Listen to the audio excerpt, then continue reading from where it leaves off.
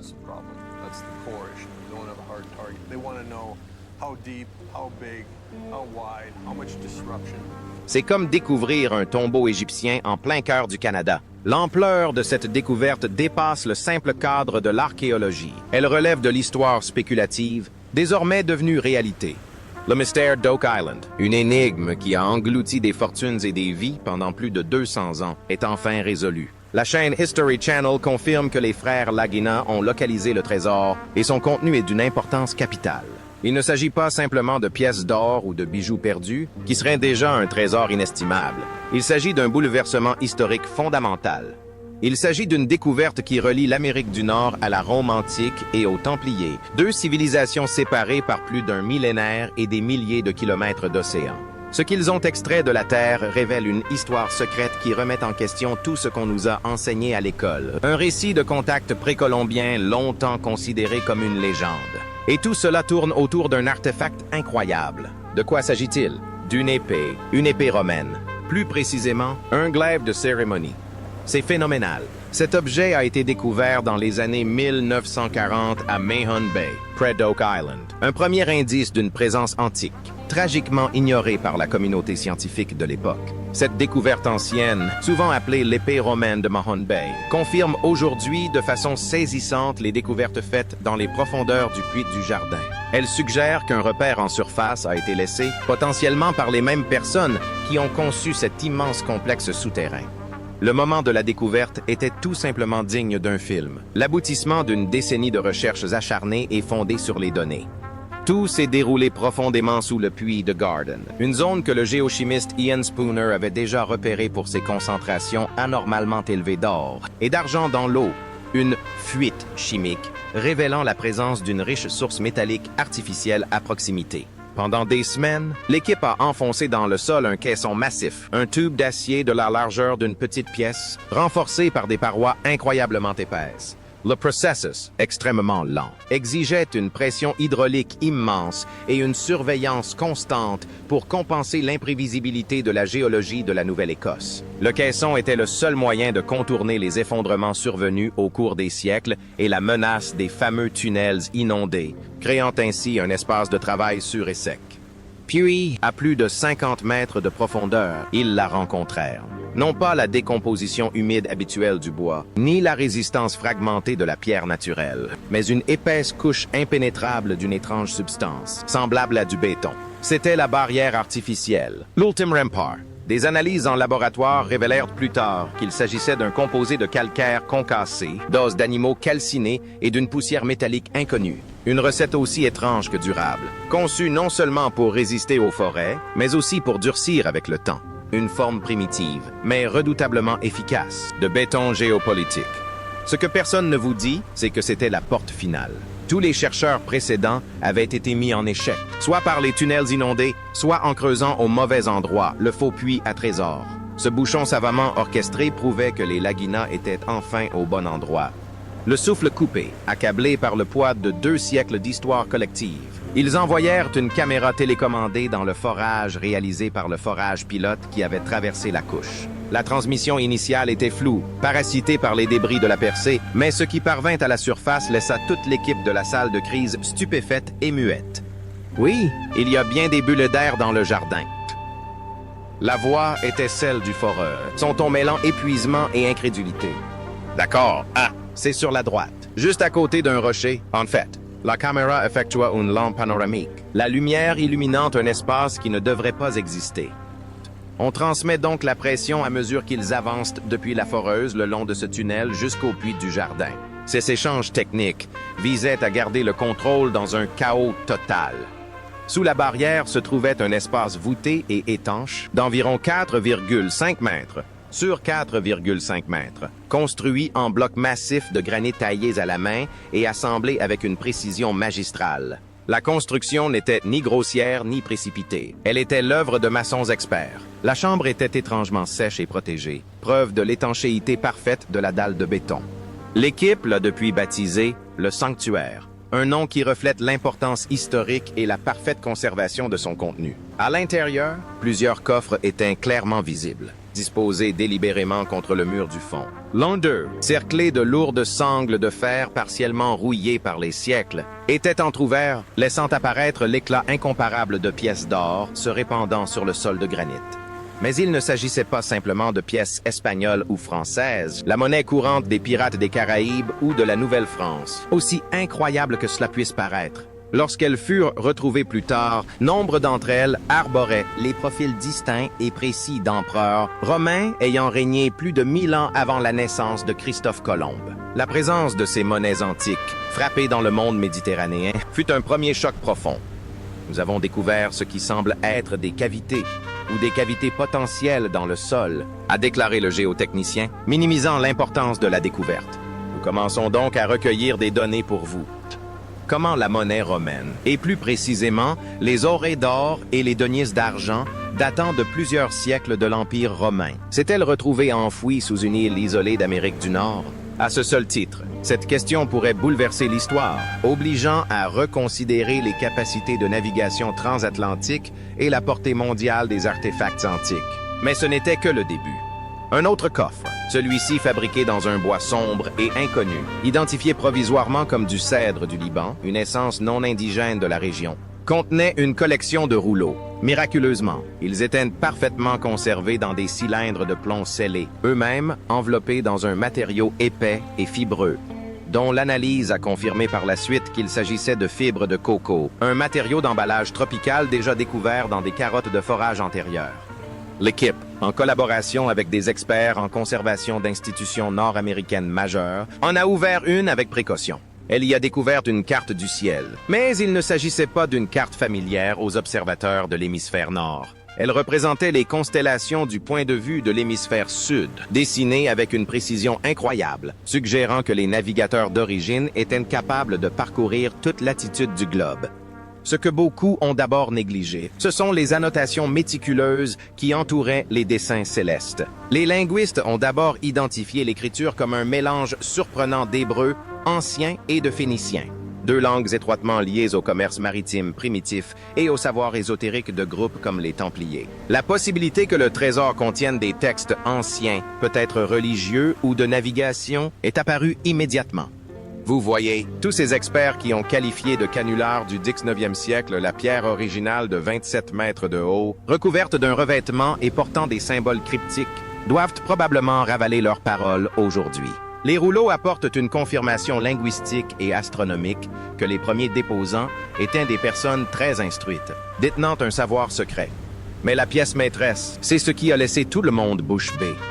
Vous savez, ce n'est plus très précis, a déclaré l'un des experts en regardant les images de la caméra. Et je suppose que le point essentiel est son poids. Il semblait être en bronze. Il paraissait bien lesté. En quelle année cela aurait-il été fabriqué? Demanda l'historien de l'équipe. Il s'agit d'un glaive de cérémonie datant du 2e ou 3e siècle après Jourdain. Si, offert par l'empereur Commode en l'honneur des gladiateurs du séquiture. L'épée romaine était bien plus ancienne que les pièces de monnaie ou le coffre.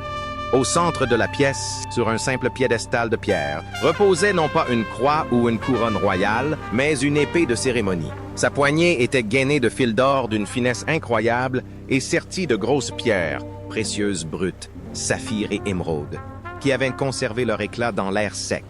Mais la lame était l'élément le plus inexplicable. Forgée dans un métal sombre et non réfléchissant, elle semblait absorber la lumière de l'appareil photo, lui conférant une présence menaçante, presque éthérée. Des analyses ultérieures en laboratoire confirmèrent l'impossible. Il s'agissait de fer météorique, ce même métal céleste prisé par les civilisations antiques des Égyptiens aux Tudors, pour ses origines célestes et son incroyable résistance. Un tel artefact aurait été réservé à la plus haute noblesse ou destiné à un usage religieux sacré. Gravé dans la poignée, sous le fil d'or, se trouvait l'incontournable croix à 2 barres des Templiers, un symbole qui avait été caché à l'histoire pendant près de 7 siècles. Voici le point crucial. Cette découverte ne se contente pas de suggérer la venue des Templiers en Amérique, comme le laissait présager la croix de plomb découverte précédemment. Elle prouve qu'ils ont emporté avec eux leurs reliques et leurs savoirs les plus sacrés, utilisant ce site non pas comme un simple coffre-fort, mais comme le dépositaire ultime de leur identité même. De part et d'autre du piédestal gisaient 2 squelettes humains, parfaitement intacts et soigneusement disposés comme s'ils veillaient pour l'éternité. Il ne s'agissait pas d'un trésor enfoui à la hâte après un naufrage. C'était un tombeau, une capsule temporelle, un message délibérément laissé à l'intention des générations futures, protégé par les ultimes remparts conçus par l'homme. Ces restes squelettiques, encore non identifiés, témoignent de la solennité et du sacrifice inhérent à cette mission.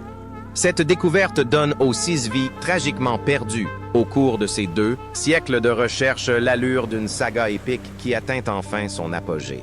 La légende tenace selon laquelle une 7e personne doit périr avant que l'île ne livre ses secrets prend désormais une dimension étrangement prophétique. Un procédé littéraire macabre enfin rendu caduc.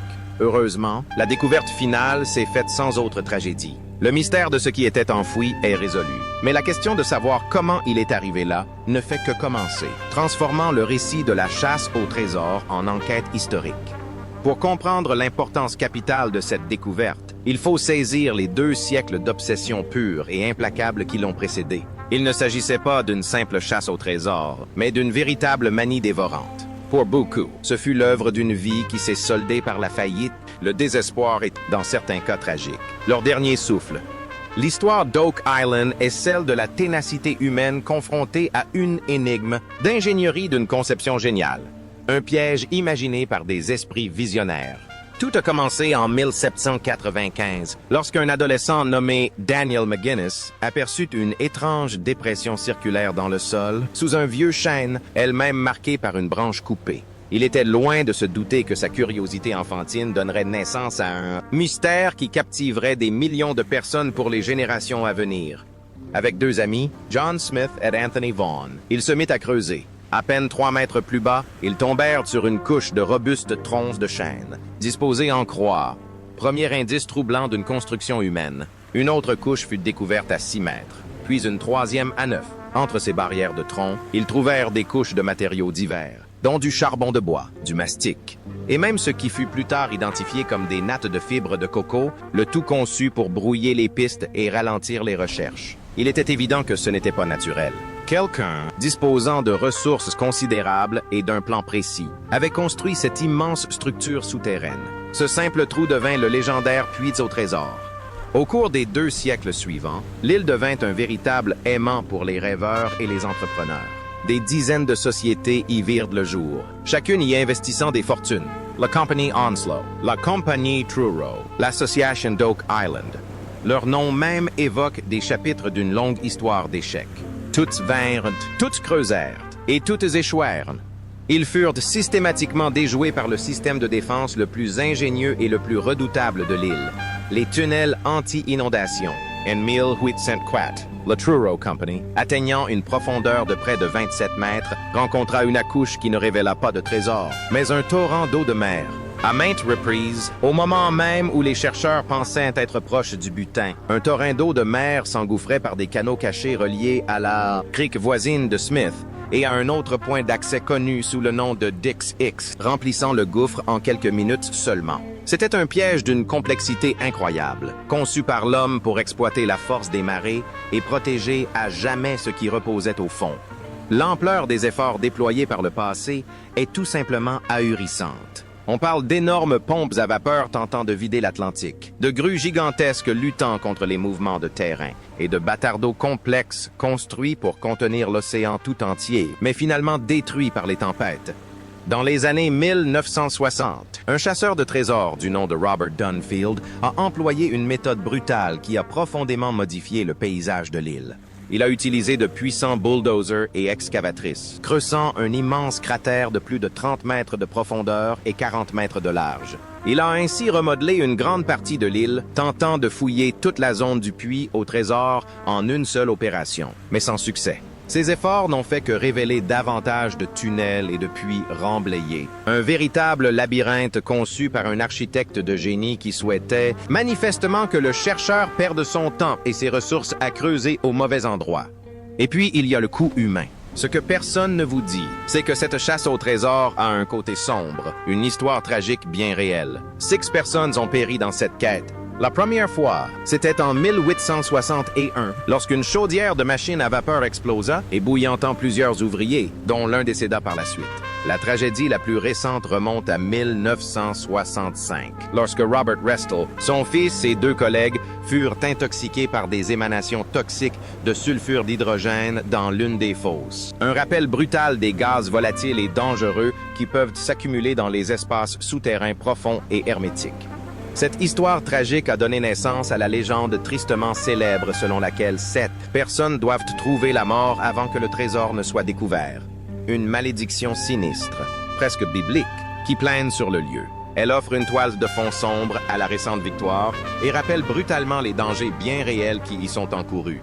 Les théories sur ce qui se trouvait là-dessous étaient aussi extravagantes que les recherches elles-mêmes. Était-ce le butin de pirates du capitaine Kidd, les joyaux de la couronne de France perdus et cachés pendant la Révolution? Ou peut-être les manuscrits originaux de Francis Bacon prouvant qu'il était l'auteur des pièces de Shakespeare et le fondateur d'une société secrète rosicrucienne? Mais la théorie la plus fascinante, celle qui a toujours semblé la plus épique et la plus convaincante, était celle du trésor perdu des Templiers. Ce trésor pouvait englober aussi bien leur immense fortune que le Saint Graal lui-même, voire l'Arche d'Alliance. Chaque nouvel indice mis au jour au fil des ans, comme l'inscription énigmatique sur la pierre de 27 mètres, dont la traduction serait « 40 pieds sous terre ». 2 millions de livres sont enfouis. Ou la minuscule croix de plomb, découverte il y a quelques années, ne faisait qu'épaissir le mystère et renforcer la thèse des Templiers. Chaque génération de chercheurs a ajouté son propre chapitre à la légende, se transmettant le flambeau de l'obsession à travers le temps, pour finalement être vaincu par les brillantes défenses de l'île. Toute cette histoire, tous ces échecs, ont mené au moment où les frères Lagina ont repris le flambeau. Mais ils savaient que les anciennes méthodes de fouille et de rêve ne suffiraient jamais. Il leur fallait une approche totalement nouvelle, un changement stratégique qui remplace la force brute par une précision chirurgicale, déjouant les pièges en les contournant tout simplement. Pendant des siècles, la recherche s'est résumée à la force brute et à un espoir aveugle. Mais Rick et Marty Lagina, avec leur équipe dévouée d'ingénieurs, de géologues et de scientifiques, ont complètement changé la donne. C'est une toute autre histoire maintenant. Ils ont compris qu'on ne pouvait pas résoudre un mystère vieux de 200 ans avec de simples pelles et de l'ambition. Il fallait rivaliser d'ingéniosité avec une ingénierie encore plus performante et affronter un mystère profond et complexe grâce à une science rigoureuse. Leur approche méthodique a transformé l'île, simple sight de fool, en un immense laboratoire à ciel ouvert. Imaginez un peu. Au lieu de creuser au hasard dans la zone du puits au trésor comme tous leurs prédécesseurs, dans l'espoir de faire fortune, ils ont commencé par cartographier l'île entière grâce à des technologies parmi les plus avancées au monde. Ils ont utilisé un géoradar, GPR, et une sismique haute résolution pour créer une image tridimensionnelle de ce qui se passait profondément sous terre.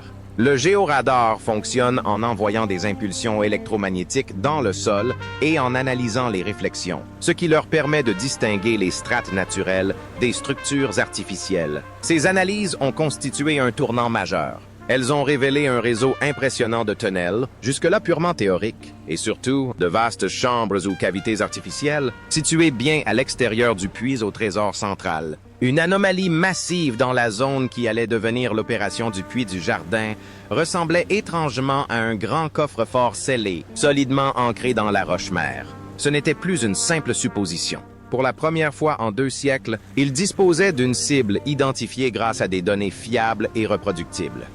Puis vint l'analyse de l'eau, une stratégie brillante menée par le docteur Ian Spooner. Ce fut un véritable tournant, déplaçant l'attention des fouilles physiques vers la géochimie.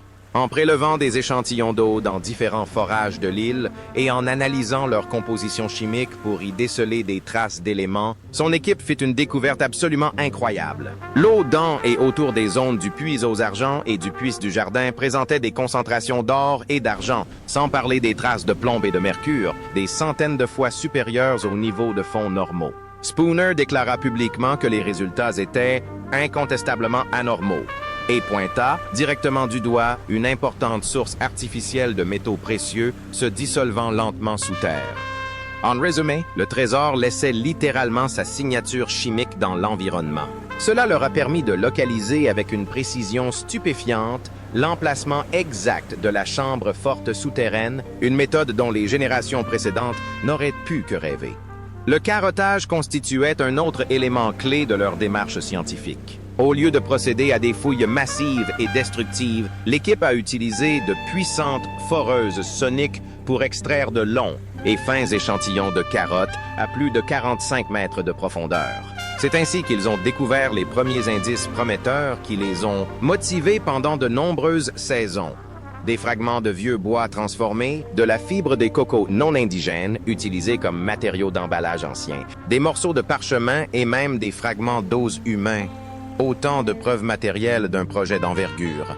Chaque carotte de sédiments était comme une page d'un livre d'histoire cachée, méticuleusement répertoriée par profondeur et emplacement. Ce que beaucoup ont négligé, c'est la puissance de la datation au carbone 14. L'équipe a daté tous les échantillons organiques possibles, et les résultats ont systématiquement indiqué des dates des 17e et 18e siècles, bien avant la découverte officielle du puits au trésor en 1795. C'était la preuve irréfutable qu'un projet secret d'envergure avait été mené sur l'île des siècles auparavant, établissant ainsi une chronologie antérieure à la découverte du puits au trésor.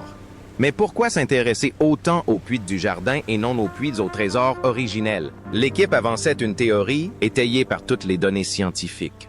Le puits originel était un leurre ingénieux, conçu pour attirer, distraire et finalement épuiser les ressources et briser le moral de quiconque s'y aventurerait. Il était relié directement à des tunnels d'inondation par les marées. Le véritable trésor, soupçonnait-il, se trouvait dans une chambre séparée, plus fortifiée et structurellement isolée des pièges à eau de mer.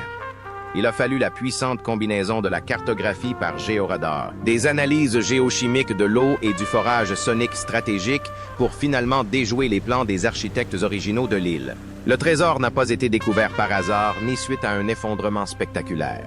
Il a été découvert grâce à la science et à la technologie qui ont enfin permis à l'équipe de contourner les pièges et de mettre au jour la vérité. Ils l'ont donc trouvé. Un coffre-fort rempli d'or, de parchemins anciens et d'une mystérieuse épée templière. Mais le véritable trésor ici est inestimable. En effet, les artefacts découverts dans le sanctuaire d'Oak Island pourraient bouleverser notre compréhension de l'histoire mondiale et de la circulation des peuples et des savoirs à travers l'Atlantique. Il ne s'agit pas d'une simple anecdote dans l'histoire des explorations.